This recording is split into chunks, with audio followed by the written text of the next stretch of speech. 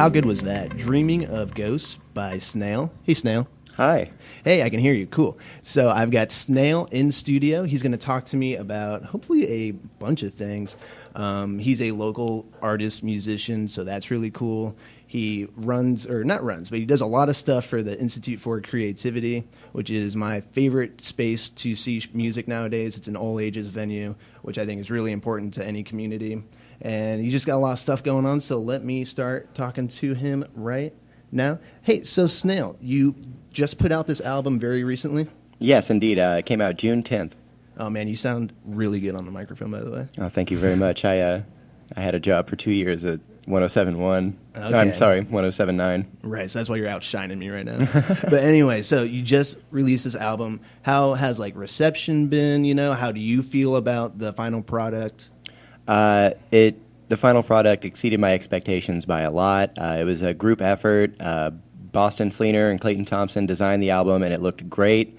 Adam Porter, local teacher here at Parkland, mastered the album, did an incredible job.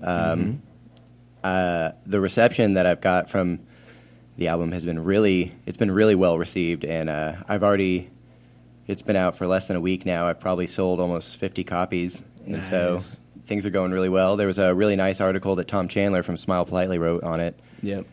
I saw that. I love Smile Politely. Check out Smile Politely for everything local arts, community events. They covered this album. They cover a lot of, kind of smaller local DIY artists who definitely deserve to be covered because they don't really have the means of getting their voices out there like somebody with a lot of backing or something like that. And so thank you, Smile Politely, for doing all of that. And I just wanted to ask you about kind of the sound you were going for. I was talking to you while the song was playing. I was saying that it seemed really just deep, it just reminded me of a deep ocean. It was very three-dimensional. I felt like there was stuff around me, Maybe that's just me. Maybe I'm weird about it. But how intentional was that? Are there things like that you're going for when you create a song? Yeah, it was definitely intentional. I try and take up the entire listening space. So let's say that whoop that was in the last song. Yeah. I'll have it panned way off in the mix, so far left that it doesn't even sound like it's in with the rest of the song. It's off in the distance. Maybe it sounds like it's on the other side of the room through your headphones. It you know definitely what I mean? did, yeah. And that's great. And I also see that you have a live show coming up. It's July 1st. July 1st, yeah. Expressions 4 at the Institute for Creativity. That's really cool. And so after listening to it, here recorded, that makes me extra excited to see it live. Because like I said, it was very, I felt like I was wading through it. I felt like it was all around me. And to see something like that live, it definitely has an impact that you just can't get from the recording. And so I was wondering, you said you've performed live a few times. How has that gone for you? Do you like live expressions of your music compared to recorded expressions? Well, I would say, yeah, I've played a few times now, probably coming up on almost a dozen times. I actually played my first out-of-state show the day after my album release in Ohio. I've opened up for L1011 at the Accord and also for Robert DeLong. Oh, wow. Both of those were really cool experiences, and I felt like the L1011 show was almost a turning point in my live performance, and now I'm trying to incorporate more into it, so I'm not just standing there playing keys and doing live production. I'm doing live production, singing, playing guitar, playing keys. I also just bought this brand new electronic instrument called a nebula phone. Ooh, yeah, sounds futuristic. It is. Yeah, it sounds like it'd be a great compliment to the sound you already have going on. I was listening to a lot of the songs last night, and it reminded me of it's funny that you would say something like that because, futuristic, there's an album by Deltron 3030, or maybe the album's called Deltron 3030, and the instrumentals on that have always stuck through me. I heard it in skate videos a lot growing up, and immediately when I was listening to your beats and stuff, it brought me back to that. I was wondering who your influences are, if I'm close with Deltron or if it's something else. Where did your influence to create such an atmospheric music come from? Well, I listen to a lot of Shigeto and Taiko, some random Rab. I'm a huge Bjork fan. Bjork is probably my favorite artist of all time. That's amazing. Yeah, I love Madlib. So there's definitely some hip hop influences in some of the songs, and there's Immortal Flow obviously is straight hip hop. You know what I mean? And yeah. uncut. Yeah. Yeah, I wish we could play that song. That has vocals by Nick G. Nick G, that is correctly correct. Yeah, that I loved, because, I was listening, and then that was like the fourth song I think I listened to, and I was thinking the whole time of how great it would be for hip-hop, and then all of a sudden the next song comes on, and there's someone rapping over it, and I was like, this is perfect. This is exactly what I wanted. It's a bad diet weighing on your conscience. I'm giving them food for thought. You feed them nonsense. Don't compare me to these auto-tune rappers. That ain't hip-hop shit. That's why I walk around with this ill mind like I'm Hobson. I'm just trying to put these young thugs up on that nah shit. Less flashy, less violent. Fuck catchy with a rhyming. Guess you don't need talent to say you working or you grinding. All you really need is timing to go with whatever's popping. Originality dropping. Personality is flopping. I'm a masterpiece in progress. Man, I had to be the top shit. Look, I wrote the book on awesome. I got them looking awkward. I'm everybody's nightmare like another Bush in office. Over your flow, foot the carpet. This a Rook the Pawn hit. I don't know what to call it aside from fucking flawless. My flow to sweat and blood that come from... So you worked with Nick G. You said you worked with Clayton. I saw on the notes on Bandcamp that Clayton also performed guitar for a few. I was wondering, what you did to get people from the community involved in your project, if you just knew them ahead of time, if you looked for certain people.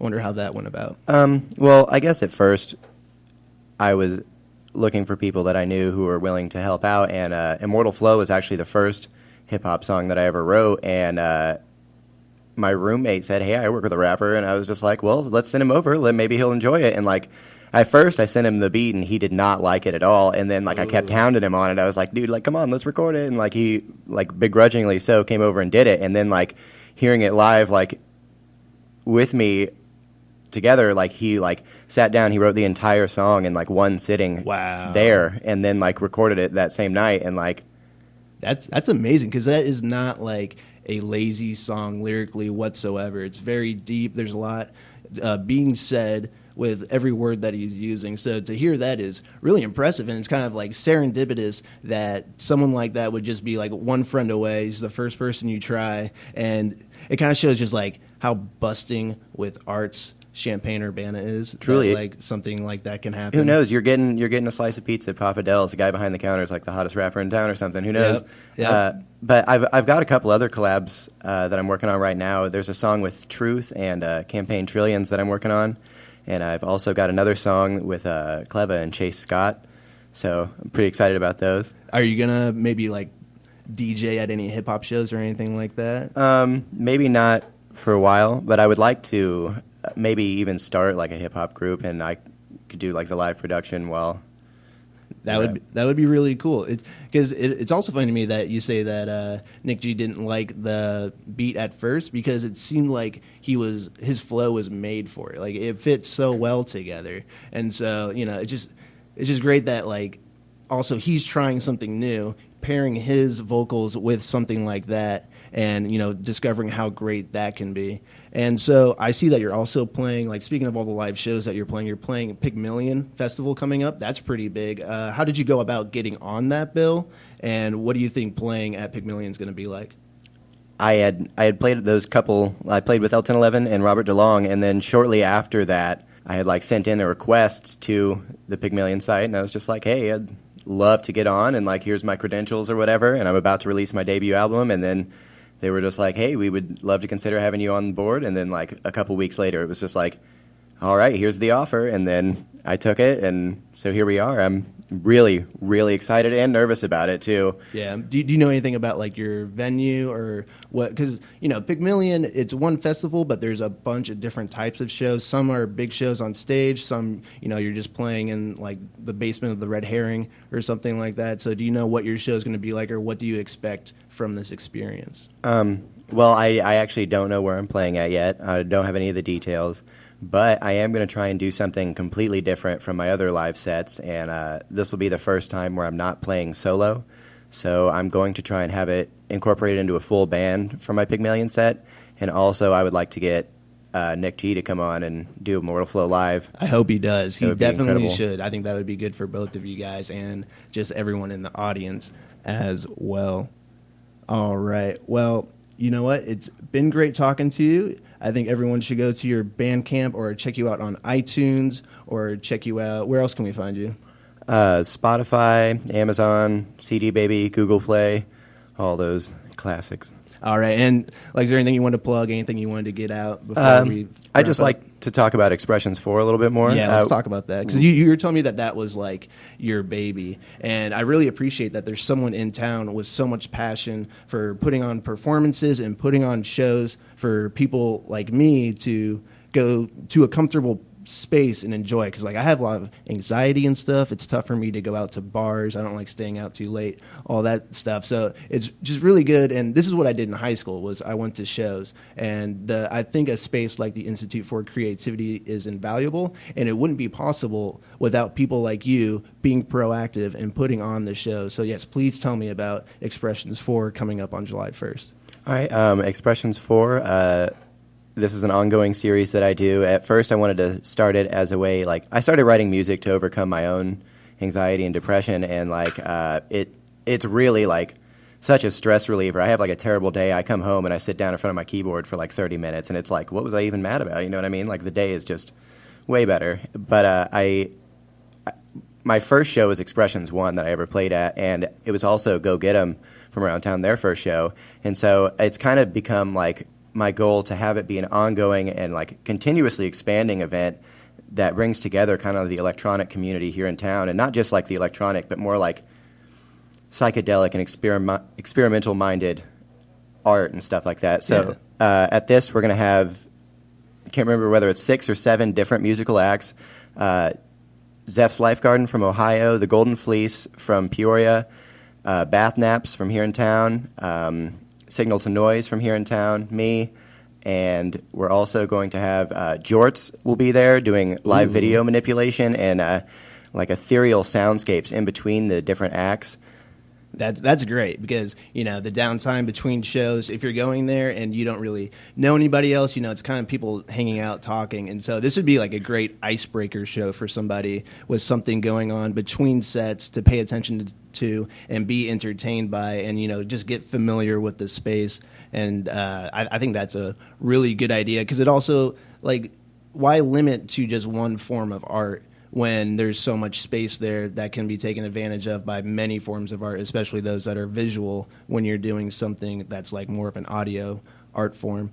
You said that you do a lot of booking and stuff for the Institute for Creativity. I was wondering if you could tell me about getting into that. I don't know if you know anything about how this space opened up, but as you can tell by my gushing, I'm really excited about this space in Champaign. It's kind of on the newer side compared to a lot of other places.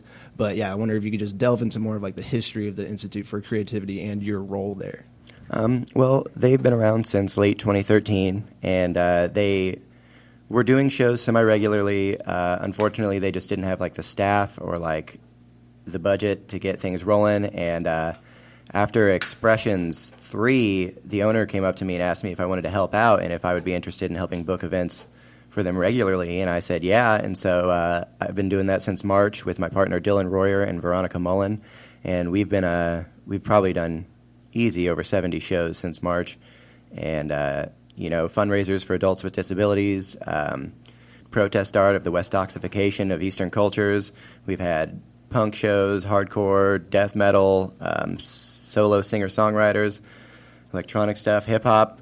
We got it all. That's great. That's great that you don't limit yourself, and that, you know, maybe someone who would normally only go to punk shows, they're held at either like certain bars or certain basements, and so they don't really get to mix with the type of people who would go to a hip-hop show or like a, you know, just a indie show, like an acoustic show or something like that. And so that's another great thing about this space. And it kind of, what you were saying about, you know, they didn't have the staff, and then you and some other people jumped on, and that's what's really brought it back to life. That reminds me of this movie that came out called Dither, the DIY Sound. And they talked to a lot of different people who have houses and stuff, and the people are just trying to get across what we're doing. It's special and it's good, but anyone can do it. There's no excuse for someone not. It's super not easy, but anyone can do it. And so it just takes someone to actually do it for the community to strengthen, as the Institute for Creativity is strengthening our community. So I just want to thank you for doing that, and I'm super appreciative of that. It means a lot. Was there anything else you want to say? Yeah, don't forget about Expressions 4 on July 1st. Expressions 4, July 1st. Support local artists, support people being proactive, and have a good time. It's cheap, right? It's actually, well, there's going to be also glass blowing demos there. There's going to be yoga, Reiki, Meditai, and live painting in addition to all the other music. And we're having the headliner. His name is Dixon's Violin. He does talks on self-empowerment, and he's the world's premier visionary violinist. He's had 3 TED Talks, and he's played Burning Man for the last 10 years in a row every year. And so just really excited to have him out. And we actually just found out today that Crystal Entertainment is going to be sponsoring it. So we're going to have a lot of really high-quality gear that we wouldn't have had before. And it's going to be a great time. It's $17, but like I said, for all that, you know what I mean? It's worth it. And just like, I obviously didn't know much about this event before I started talking to you. I'm glad that you're kind of expanding on all this, because it just is all the compliments I've given you, they're exponential now. Just thinking to get all these things together that are so tangentially related, but at the same time they tie together so well. And do you want to just go into like how you got it sounds like the whole community involved into a project like this? Well, each one has been bigger than the last one, and I just want it to keep growing, and I want the community to grow with us. And there's just been so much like darkness going on in the community that I wanted to make this one a lot more like healing and like, I don't know, self-empowering and like healthy, I guess. And so that's why I decided to get like yoga instructors and Meditai and Reiki, which is like energy healing and stuff. And Dixon's Violin, he's such a powerful speaker. I don't know. I heard him talk in Ohio last year, and it literally moved me to do the stuff that I'm doing now. And so, like, I just really wanted to get him back. And, like, it was a process, though, like, finding all the people necessary, all the different components. But, just the logistics of all of that. I've tried to organize, like, people to go out and play putt-putt. That's pretty hard. Like, getting all these people in this one place on this one day, all cooperating with each other, like, it's just a microcosm for, like, what we need on a larger scale in the world. And you putting this out there, it just introduces more positivity to the world, and it's just really great for the community. And it's something that definitely needs to be supported. July 1st at the Institute for Creativity. It's in downtown Champaign by JJ Shoes. Yes, correct. In between Walnut Tea Company and JJ Shoes. Yeah, check out the space. They have a lot of stuff going on. That's not the only thing. They had a sweet show last Thursday that unfortunately I missed with Aseeth, who's like one of the coolest bands ever. And yeah, I'm super bummed I missed that. But they've always got stuff going on. Where can we find more information about the Institute for Creativity? We have Twitter, Instagram, Facebook, all that. Our website is currently under renovations, so we're getting the ball back rolling on that. Yeah. I would say search them on Facebook. I have them on there. That's how I find out about shows and things, and that's how I found out about this next event. And anything else you want to talk about?